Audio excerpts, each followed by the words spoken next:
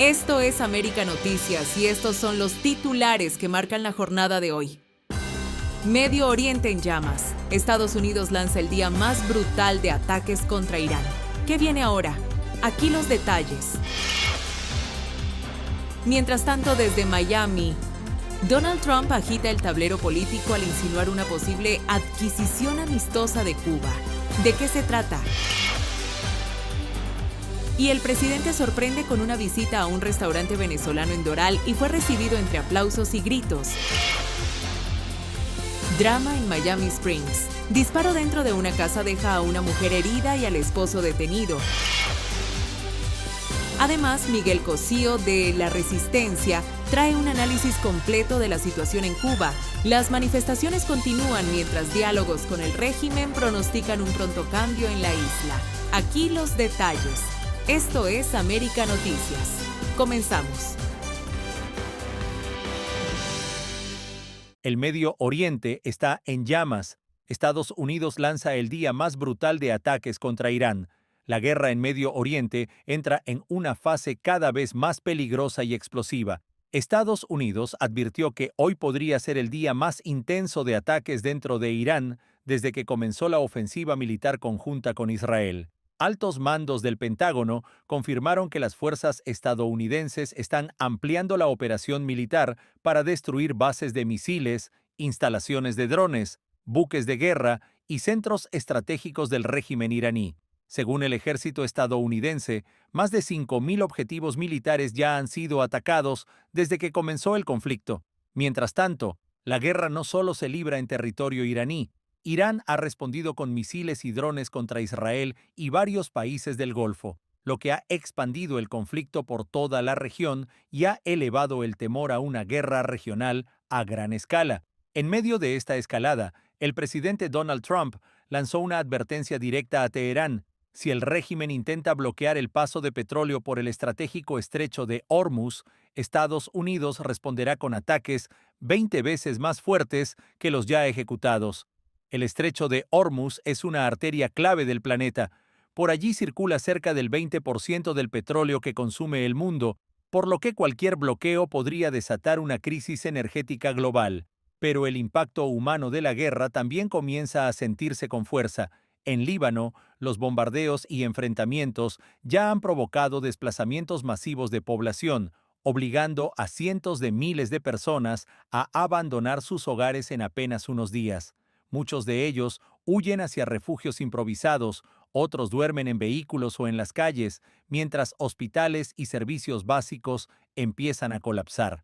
Al mismo tiempo, el conflicto continúa expandiéndose en múltiples frentes. Milicias aliadas de Irán como Hezbollah han intensificado los ataques contra Israel desde territorio libanés, lo que ha provocado nuevos bombardeos en Beirut y otras zonas estratégicas. Los mercados internacionales también reaccionan con nerviosismo. El precio del petróleo se ha disparado y las rutas marítimas del Golfo Pérsico se encuentran bajo amenaza, lo que podría afectar la economía global si el conflicto continúa escalando. Por ahora, ni Washington ni Teherán muestran señales de retroceder. Estados Unidos asegura que seguirá atacando hasta neutralizar las capacidades militares iraníes, mientras Irán promete responder golpe por golpe. El resultado es un escenario cada vez más inestable, donde cada ataque acerca al mundo a una guerra más amplia en Medio Oriente, informó Camilo Lavastilla para América Noticias. Las declaraciones del presidente Donald Trump sobre Cuba están tomando un nuevo giro, y ahora se suman revelaciones que apuntan a posibles negociaciones directas entre Washington y La Habana. Durante una conferencia en Doral, Miami, Trump aseguró que la isla atraviesa una crisis profunda y volvió a insinuar que podría producirse un cambio importante. Incluso habló de una posible adquisición amistosa, aunque dejó claro que el escenario podría ser diferente. Según el mandatario, el régimen cubano enfrenta una situación crítica. También el presidente destacó la importancia del voto cubano-americano y recordó el fuerte respaldo que recibió de esa comunidad durante las elecciones. El mandatario afirmó que el apoyo de los cubanoamericanos fue decisivo y aseguró que se trata de una comunidad que valora profundamente la libertad. Una toma amistosa puede que no sea una toma amistosa. No importaría porque realmente están, como dicen, funcionando con los últimos vapores. No tienen energía, no tienen dinero, están en graves problemas desde el punto de vista humanitario.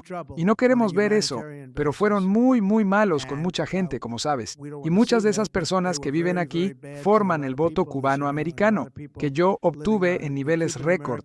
Esas personas son muy importantes para mí. Sé por lo que pasaron. Pasaron por un infierno. Algunos de ellos han llegado a ser algunas de las personas más exitosas del país. Empresarios cubano-americanos, algunos de los más exitosos del país. Y muchos de ellos son amigos míos, porque he estado luchando esta batalla con ellos durante mucho tiempo. El régimen de Castro fue brutal, pero vivían de Venezuela, y ahora ya no viven de Venezuela. Venezuela no les envía energía, ni combustible, ni petróleo, ni dinero, ni nada. Sin Venezuela no habrían podido sobrevivir, y nosotros también los cortamos de todo lo demás. Así que sí, o van a hacer un acuerdo o lo haremos igual de todas maneras. Trump también elogió el papel del secretario de Estado Marco Rubio, asegurando que el tema cubano se maneja al más alto nivel dentro de su administración. Marcos Rubio está haciendo un excelente trabajo. Creo que va a pasar a la historia como el mejor secretario de Estado de la historia. Mira lo que hemos hecho como presidencia. Mira lo que hemos hecho como administración. Ellos confían en Marco. Y también el pueblo estadounidense confía. Ha tenido éxito sin importar dónde haya estado. Además, habla el idioma, lo cual siempre es bueno y siempre ayuda. Pero mientras el presidente lanzaba estas declaraciones en los círculos políticos, se comenta que la Casa Blanca podría estar preparando un acuerdo económico con el gobierno cubano que podría anunciarse pronto. Analistas consideran que esta combinación de presión económica y negociación podría ser parte de una estrategia para provocar una transición política gradual en Cuba. Mientras tanto, Trump insiste públicamente en que el sistema en la isla está llegando a su final. Cuba está en sus últimos momentos de vida, aseguró el presidente en declaraciones recientes. Por ahora, no hay confirmación oficial de un acuerdo, pero las señales que llegan desde Washington, las declaraciones del presidente, las referencias a negociaciones y los reportes sobre posibles pactos económicos han encendido las especulaciones, porque si estas conversaciones realmente existen, podrían marcar el movimiento político más importante entre Estados Unidos y Cuba en décadas, y para muchos, la sensación es que algo podría estar acercándose, como dice una popular canción de un artista cubano, ya viene llegando, informó Camilo Lavastilla para América Noticias.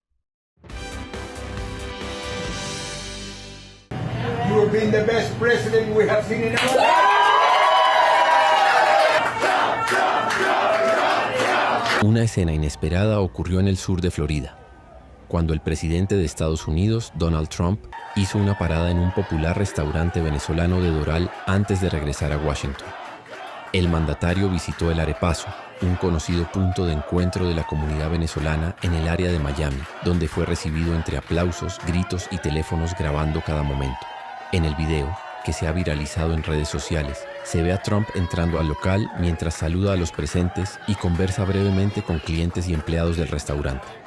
La alcaldesa de Doral, Cristi Fraga, estuvo entre quienes lo recibieron al llegar al establecimiento, donde el presidente aprovechó para interactuar con varios miembros del exilio venezolano que se encontraban en el lugar. El presidente también se acercó al mostrador y preguntó, ¿qué me pueden recomendar para comer? La respuesta fue inmediata y casi al unísono, arepas. So we came to get some food for Air Force One. Yes. What do we recommend now? Arepas. He's been my friend for a long time, right? You have been the best president we have seen in our life.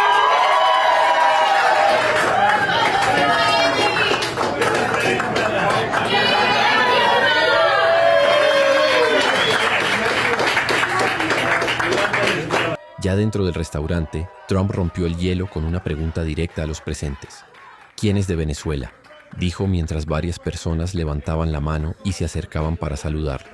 Incluso bromeó con el motivo de su visita. Venimos a conseguir comida para el Air Force One, comentó entre risas. Durante la breve visita, Trump agradeció personalmente a los trabajadores del restaurante por su labor diaria, un gesto que fue bien recibido por quienes estaban allí. Uno de los administradores del local también le agradeció al mandatario la visita, mientras decenas de personas lo despedían entre cánticos de USA, USA. El arepazo, abierto desde hace años en Doral, es considerado uno de los principales puntos de reunión de la comunidad venezolana en el sur de Florida, una ciudad donde el exilio venezolano tiene una presencia muy activa. Y aunque fue una parada corta, el momento dejó una imagen curiosa. El presidente de Estados Unidos compartiendo entre arepas, aplausos, exiliados venezolanos y cubanos en pleno corazón de Doral, informó Alejandro Montes de Oca para América Noticias. En medio de la profunda crisis que vive Cuba, el régimen volvió a responsabilizar a Estados Unidos por el creciente descontento dentro de la isla. El comentarista oficialista Jorge Legañoa aseguró que Washington intenta provocar malestar entre los cubanos mediante presiones económicas, restricciones energéticas y lo que describió como campañas mediáticas contra el gobierno. Todos los días golpean con una narrativa dirigida a confundir, dividir y desmovilizar a la población y a los amigos solidarios de Cuba. ¿A qué me refiero? A las supuestas negociaciones que todos los días publican. Mire, históricamente el gobierno cubano ha mostrado disposición al diálogo con el gobierno de Estados Unidos, pero sin chanchullos, de manera seria y responsable, sobre la base de respeto a la soberanía y el derecho internacional, en la búsqueda de soluciones a las cuestiones bilaterales.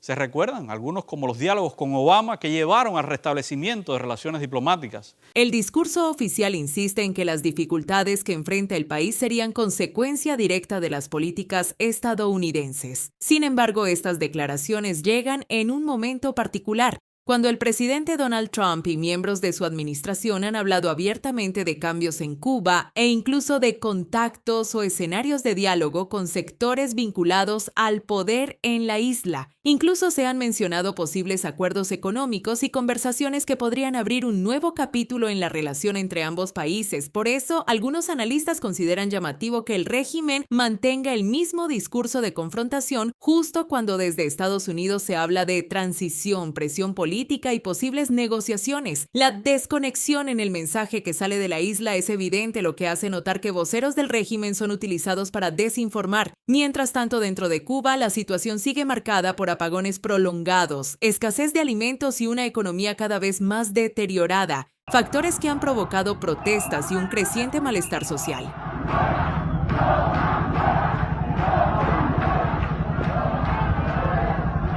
En ese contexto surge la duda. ¿Se trata realmente de presiones externas o de una crisis interna que el gobierno cubano ya no puede ocultar? Informó Leticia Grau para América Noticias.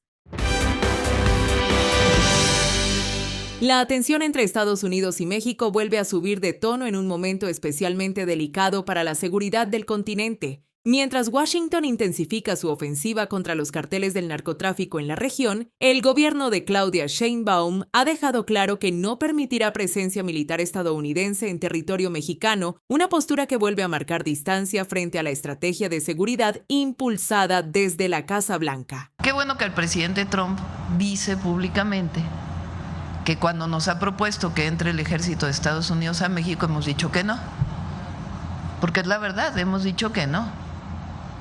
Y orgullosamente seguimos diciendo que no, que colaboramos y cooperamos en inteligencia y en otras actividades relacionadas con la seguridad.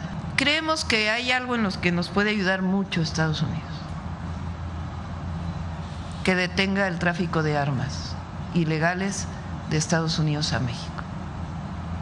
Los grupos delincuenciales, la delincuencia organizada, el armamento que tiene, por lo menos el 75%, reconocido por el propio Departamento de Justicia de los Estados Unidos, viene de los Estados Unidos. El choque llega justo cuando Estados Unidos advierte que está preparado para pasar a una ofensiva mucho más agresiva contra los carteles, organizaciones criminales que durante años han convertido amplias zonas de México en corredores clave para el tráfico de drogas hacia territorio estadounidense. Los carteles mexicanos no solo controlan rutas de cocaína, metanfetaminas y fentanilo, también operan como verdaderos ejércitos criminales. Por eso Washington insiste en que el problema del narcotráfico ya no es solo un tema policial, sino una amenaza directa a la seguridad nacional. La tensión política entre ambos países también se ha alimentado en los últimos días por otros temas sensibles. Uno de ellos es la ayuda enviada por México a Cuba, una decisión que ha generado fuertes críticas en sectores políticos estadounidenses que consideran que ese apoyo termina fortaleciendo al régimen de La Habana en medio de su profunda crisis económica. En paralelo, el distanciamiento diplomático quedó aún más en evidencia en el escenario internacional. México no fue invitado a la reciente cumbre de seguridad regional, un gesto que muchos analistas interpretan como una señal clara del enfriamiento en la relación con Washington. La situación abre un nuevo capítulo en la compleja relación entre ambos países. Por un lado, Estados Unidos busca mano dura contra el narcotráfico. Por el otro, México insiste en defender su soberanía. El resultado es un choque político cada vez más visible, en medio de una guerra contra el crimen organizado que sigue creciendo a ambos lados de la frontera. Quedamos atentos a la reacción del presidente Trump ante la postura de México, informó Leticia Grau para América Noticias.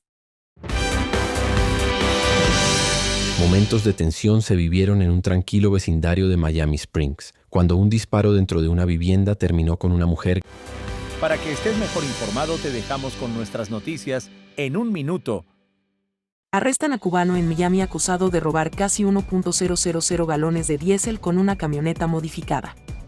La policía de Miami-Dade detuvo a Andro Rodríguez González, de 34 años, acusado de robar casi 950 galones de diésel usando una camioneta Dodge Ram 2500 con tanques ocultos y equipos para almacenar combustible. La investigación comenzó tras la alerta de un investigador de 7-Eleven y permitió documentar varios robos en distintas gasolineras del condado. En el vehículo hallaron tanques modificados e imanes para manipular los surtidores. Enfrenta cargos por fraude organizado, hurto mayor, robo minorista de combustible y posesión de vehículo con tanque ilegal, y estaba ya en libertad bajo fianza por otro caso similar. Burlas para Raúl Torres por posar en un tanque de guerra del ejército cubano. El trovador oficialista Raúl Torres volvió a ser blanco de burlas en redes sociales después de posar sobre un viejo tanque de guerra del ejército cubano en plena crisis que vive el país. Usuarios lo acusan de propaganda y de vivir desconectado de la realidad cotidiana, recordando además su historial de canciones de culto al poder como las dedicadas a Fidel Castro, Hugo Chávez, el desastre del Saratoga o el incendio de Matanzas. En un contexto de apagones, escasez y protestas, la imagen del cantautor sobre el tanque ha sido leída como otro gesto triunfalista fuera de lugar. Estudiantes desafían al régimen en la escalinata de la Universidad de La Habana. Una treintena de estudiantes protagonizó una sentada en la escalinata de la Universidad de La Habana para protestar por la crisis del país, los apagones, la falta de transporte y el impacto en sus estudios. La acción fue convocada por redes sociales, pese a que la propia universidad y la FEU intentaron desactivarla calificándola de fake. Tras casi 2 horas, profesores y directivos lograron que los jóvenes se movieran a un espacio cerrado para dialogar, lejos de cámaras y prensa. Pero la protesta se suma a 3 días de cacerolazos y manifestaciones en otras provincias contra los apagones y la escasez. Jorge Perugorría culpa a Donald Trump por la crisis en Cuba. En el Festival de Cine de Málaga, el actor y director cubano Jorge Perugorría afirmó que la política de Donald Trump de estrangular a Cuba está llevando al país al punto de una crisis humanitaria. Señaló que las restricciones al acceso a combustible agravan problemas básicos de la población y defendió que las sanciones no resuelven el conflicto político, sino que castigan sobre todo a la gente de a pie. Sus declaraciones han recibido fuertes críticas desde el exilio y de opositores que le reprochan ignorar la responsabilidad central del régimen en la crisis interna. Esta última política de Trump hacia Cuba de estrangular el país y producir esta crisis energética realmente está a punto de llevar el país a una crisis humanitaria. O sea, ahora es muy difícil pensar en hacer películas. Estamos pensando en cómo sobrevivir y cómo seguir día a día para adelante, ¿no? Estamos de regreso en América Noticias junto a La Resistencia con Miguel Cosío. Le saluda a su amigo Miguel Cosío. Espero que podamos cubrir todos los ángulos de todas las informaciones que hay. Necesito ver a Rolando Cartaya. Rolando, ¿por dónde empezamos? ¿Por el tema de las protestas o por el síndrome de La Habana o por el artículo de USA Today? ¿Por dónde quieres arrancar? Pues, no sé, si quieres, vamos al síndrome de La Habana y ya matamos eso y después. Sí. Vale. ¿Qué te pareció la nueva entrega ayer de 60 Minutes? 9 años llevan investigando, he seguido el caso. ¿Qué te pareció? Bueno, es una conclusión que se esperaba, ¿no? O sea, resulta que ahora Estados Unidos ha adquirido un arma que fue emplazada contra los diplomáticos y los espías, los agentes de la CIA de los Estados Unidos, principalmente en Cuba. Se supone que un primer caso, probablemente el más experimental, tuvo lugar en el Hotel Capri, un turista. Correcto. Que sintió esta presión y cada vez que se llegaba a su habitación sentía esto. Pero ya después empezaron a darse estos casos con los diplomáticos que les llamaron primero ataques sónicos, después decían que no, que eran incidentes anómalos de salud, para disolverlo un poco, ¿no? Sí. Y entonces me llamó la atención durante la operación de extracción de Maduro, el relato de creo que era un colectivo, de que había un arma que tenía un sonido fuerte y que además de eso los hacía sangrar por la nariz y los dejaba como paralizados. Bueno, los diplomáticos canadienses que también fueron víctimas de esto reportaron estas hemorragias nasales, como en 2017 creo que fue. Y pero hay una cantidad de problemas del equilibrio, problemas cognitivos, problemas incluso de la vista, que esto lo analizó la Universidad de Pensilvania, que estudió a 24 de estos diplomáticos, que por cierto fueron retirados porque estaban en riesgo en Cuba, y la Universidad de Pensilvania decía que era como si fuera una conmoción cerebral producto de un choque o de una explosión, pero sin el trauma. O sea, no había un trauma físico que pudiera dar cuenta de esto. Y sin embargo, ahora lo vemos como un arma adquirida por los Estados Unidos, que se ha virado la tortilla un poco, ¿no? Sí. Primero fueron víctimas sus diplomáticos, sus empleados, y no solo en Cuba. Empezó en Cuba a finales del 2016, pero después siguió en China y siguió en Europa, y en este momento yo creo que hay reportados como unos 1.500 casos. 1.500 casos en 96 países. Bueno, este es un aparato de manejo de energía, de pulsaciones electromagnéticas a través de las microondas. Ya había habido el reporte de la Academia Nacional de Ciencia de los Estados Unidos que decía más o menos esto, y el objetivo era de muy alta potencia a muy baja frecuencia, que no podía ser percibido. Era, por una parte podía recolectarse información sensible y por la otra dañar al enemigo, y así fue, o al adversario, y así fue como ocurrió. El hecho es que, ha citado Rolando ahora, que Estados Unidos usó el Discombobulator, incluso lo dijo Trump, que produce este efecto. No deja para toda su vida lesionado a nadie, como dejaron aquellos episodios del síndrome de La Habana. Por ejemplo, el paciente cero, señores, perdió la vista, perdió el equilibrio de una manera, la memoria, que tiene que andar con un perro, como el perro de servicio de compañía, y no tiene equilibrio y usa, según me han contado, como una suerte de chalecos con contrapeso para no caerse. Es decir, le destrozaron la vida. Pero el episodio a mí me pareció extraordinario, Rolando. Yo me he echado en estos 9 años todos, más el de CNN, más el reporte de The Insider, más todo. Me pareció extraordinario el reportaje, que por cierto dice que las autoridades en la administración Biden escondieron, taparon, encubrieron lo que había detrás de estos casos. Sí, es que además hay personas a las que, como tú decías, les acabaron la vida. O sea, son personas que no han podido volver a su carrera por las secuelas de esta arma que usaron contra ellos, que obviamente fue un arma. Y están como te digo, están retirados algunos en las condiciones como este que tú acabas de mencionar. Si esta arma nueva no tiene efectos duraderos, bueno, entonces es un arma como para aturdirte, como para dejarte inmóvil en el momento, que es por supuesto una garantía para los soldados de Estados Unidos de que la resistencia va a ser menor, de que las bajas van a ser menores. Pero en el principio sí fue terrible, porque experimentaron con los diplomáticos de Estados Unidos en todas partes del mundo.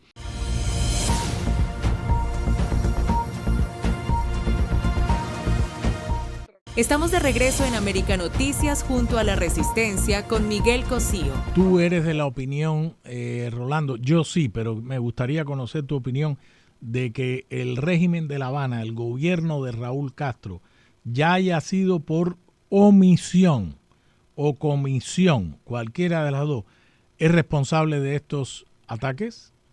Bueno, como sabemos, los diplomáticos en Cuba están bajo una constante presión, entran a sus casas cuando no están, están seguidos constantemente, y cualquier tipo de arma que se haya podido emplazar contra ellos tiene que haber tenido conocimiento la inteligencia cubana. Se dice que el hijo de Raúl Castro está implicado en eso y que por eso lo han sacado un poco de circulación, Alejandro Castro Espín.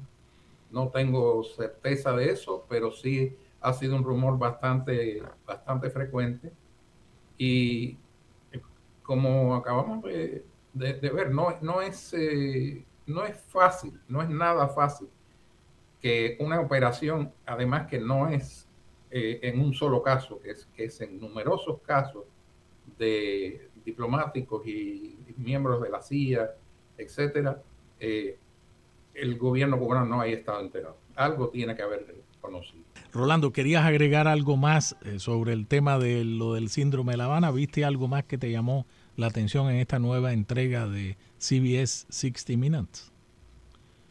No, yo creo que eso es lo básico y lo bueno, que hayan llegado a esta conclusión. O sea, por mucho tiempo esto fue como un enigma, pero un enigma además cerrado desde arriba, cerrado.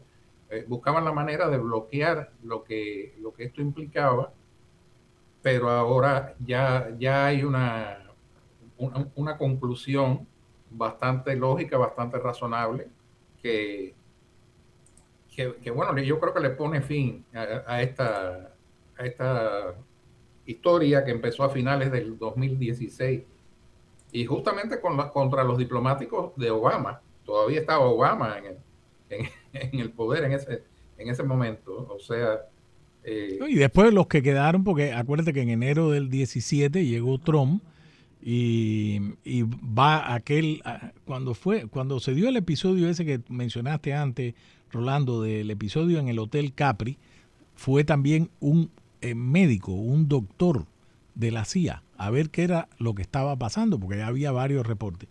Y el hombre recibió un par de chuchazos también. Pero sí, qué bueno que se está llegando a esto. Yo lo que quiero saber es que se diga finalmente quién está atrás, y la sospecha, todo apunta, yo he visto las audiencias en el Congreso, todo apunta a que la mano rusa está atrás de ello. Sí, porque esa es la otra cosa, hay una responsabilidad penal sin duda, claro, con lo que le hicieron a esta gente, ¿no? Y no sé si otras administraciones quisieran haberse metido en ese problema, pero esta administración yo creo que sí. Yo creo que en algún momento buscará a los responsables. Sin duda, porque esto, como decía Polimerópolis, esto fue un acto de guerra. Ahora, ¿cómo tú respondes a un acto de guerra? Bueno, ya estamos viendo en el caso de Irán cómo. Estamos de regreso en América Noticias junto a La Resistencia con Miguel Cosío. Rolando, las protestas en Cuba desde el viernes para acá, lo mismo en Marianao que en El Vedado, que en Santo Suárez, 10 de octubre, Centro Habana, La Habana Vieja, en Hawái, grandes matanzas, duro. Duro. Las imágenes yo las he visto duras, ¿eh? Sí, dice esta muchacha Yamil Calafita, una activista muy metida en toda esta situación, que para ella es el cacerolazo más grande que se ha dado en La Habana. Esto fue, por lo menos creo que 12 municipios que estuvieron involucrados en esto y nadie los puso de acuerdo. O sea, lo único que los puso de acuerdo es esta situación de decenas de horas sin electricidad, que yo creo que sigue siendo el talón de Aquiles del gobierno. Pidieron, en algunos casos decían hambre, en otros casos decían libertad, pero lo que llega a provocar esto son los apagones. Además es la cosa de que el cacerolazo en medio de la noche y de la oscuridad, pues es mucho más difícil que la policía te siga, la policía te vaya a buscar. Aunque la costumbre ha sido que después de estos cacerolazos, o incluso mientras están los cacerolazos andando, la seguridad del Estado llega al lugar y trata de identificar a los que piensan ellos que son los instigadores. Pero este caso yo creo que es como en el Fuente Ovejuna, ¿no? ¿Quién mató al comendador? Fuente Ovejuna, señor. Fuente Ovejuna, señor. Todos a una. No hay manera de buscar líderes. Y eso es una de las cosas que ha ido cambiando un poco a la oposición en Cuba. O sea, primero eran organizaciones de oposición que yo creo que son muy valientes y han estado entrando y saliendo de las prisiones, pero que tenían ya una vigilancia constante, como hemos visto. Por ejemplo, le ponen una guardia en la esquina, le ponen 1 o 2 segurosos en la esquina para evitar que salgan de sus casas. Algunos se han ido, como por cierto Camila Costa, se les ha ido en un par de ocasiones a esta guardia, pero es más, ahora ellos no saben dónde puede saltar la liebre, ¿me entiendes? Puede estar en cualquier lugar y sobre todo en las condiciones en que ellos han llevado al pueblo de Cuba. Es una crisis humanitaria, que hay quien dice que no, que están al borde de la crisis. No, la crisis está ya en su apogeo en este momento. Vi que Jorge Perugorría dijo que Estados Unidos había llevado a Cuba a una crisis humanitaria con estas últimas medidas. Tú te estás refiriendo al actor de Fresa y Chocolate. Yo nunca he simpatizado con él, ni me parece un gritón, no, pero bueno. Totalmente vergonzoso. Bueno, él siempre ha comulgado con el régimen, pero es totalmente vergonzoso que él no se ponga de parte del pueblo de alguna manera. Hemos visto personas que en otro momento estuvieron con el régimen o estuvieron de alguna manera haciéndole el juego al régimen y sin embargo han parado. Yo te diría, José María Vitier, por ejemplo, el músico, últimamente ha tenido una actitud muy honesta, por lo menos. Yo diría que una actitud honesta, y eso es lo que dice, por cierto, el padre Reyes, Alberto Reyes. Señores, lo importante es que todos empezáramos a decir la verdad. Estas protestas desde el viernes para acá, que además tenemos andando las protestas de los muchachos en la escalinata ahí de la Universidad de La Habana y en los predios de la Universidad de La Habana. Estas protestas, en los reportes que hacen ustedes en la Fundación, el observatorio, ¿cómo qué califica? ¿Bajo qué parámetro sociológico ustedes son protestas presenciales, que son en las que más riesgo tú corres, porque como te digo, mientras estás protestando puede llegar la policía, la seguridad del Estado y llevarte detenido y después probablemente echarte, como le echaron a los muchachos de Encrucijada, que fueron al gobierno, fueron a donde está la sede de la asamblea local y donde está la sede del Partido Comunista, que es donde el gobierno dice que hay que ir a presentar las protestas. Ellos fueron allí, sí, tocaron cacerolas y eso, y pidieron corriente. Y los condenaron de 4 a 8 años. O sea, son protestas bastante riesgosas, pero que sin embargo la gente está dispuesta a meterse un poco en en ese riesgo, ¿no? Correr el riesgo porque es que no es insoportable la situación desde todo punto de vista, salud, alimentación y también, por supuesto, esta crisis eléctrica, que es lo que yo diría que es como el catalizador de todas estas protestas. Rolando, nos quedamos en el tema de Cuba. ¿Pudiste leer el reportaje de USA Today?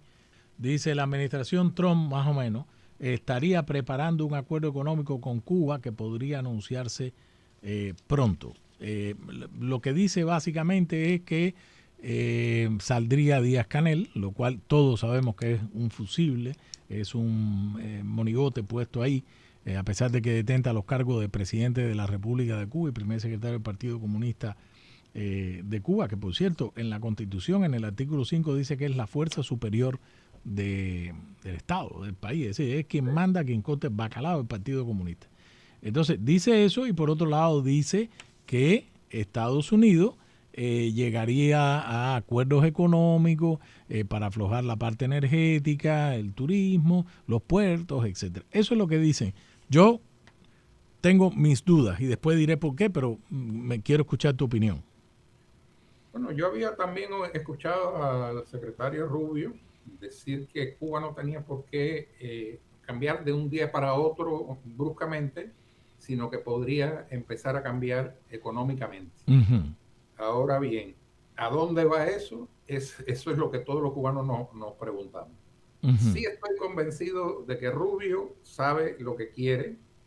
Rubio encarna el deseo de todos los cubanos en el exilio y dentro de Cuba de que aquel país deje de ser una dictadura, empiece a ser una democracia y que haya libertad de mercado también, que haya mercado libre.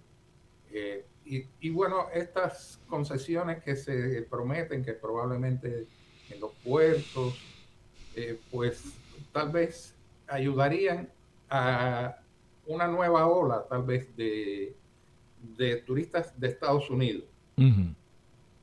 Pero hay una ley, Miguel, que dice que para poder llegar a ayudar al pueblo de Cuba, es la ley Helms-Burton. Correcto. Primero tienen que salir los Castro. Es lo que dice, lo dice así. No puede haber un miembro Castro de la familia Castro en este gobierno. Supongo yo que puede haber otras personas más potables para los Estados Unidos, incluso para los cubanos, que no estén tan desprestigiadas como está Díaz-Canel, y por eso se habla de que Díaz-Canel no estaría, definitivamente, ni Díaz-Canel, ni Marrero, ni toda esta gente que agotaron su capital político prometiéndole cosas al pueblo que jamás le cumplieron. Claro. Entonces, tal vez haya un tratamiento similar al de Venezuela. Es posible que haya algo así, siempre y cuando sea desde la presión, o sea, siempre y cuando haya presión de la administración Trump, yo creo que se pueden lograr cosas importantes para Cuba. Lo que no creo es que se puede hacer una negociación como la hizo Obama, en la que Obama hacía decenas de concesiones unilaterales y no recibía nada a cambio. O sea, aquí van a tener ellos que ceder, y yo creo que lo que más se pide entre los cubanos es, en primer lugar, la liberación de todos los presos políticos. Correcto, correcto. Ese sería un paso muy importante.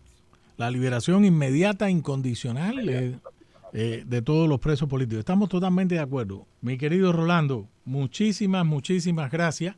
Espero que ya sea a finales de marzo, si es que llega de aquí a allá la dictadura, para ver tu siguiente reporte después de estas protestas y otras que van a suceder. Va a estar caliente. Por lo que me dice Pedro Rodríguez, que va llevando la bitácora diaria, sí. En lo que llevamos de marzo ya está bastante cargado. Gruesa, ¿viste?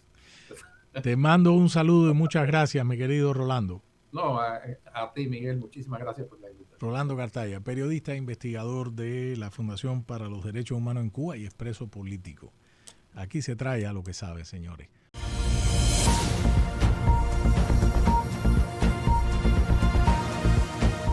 Información confiable y al momento, aquí en América Noticias. De lunes a viernes a las 7 y a las 10 de la noche por América TV, Canal 41.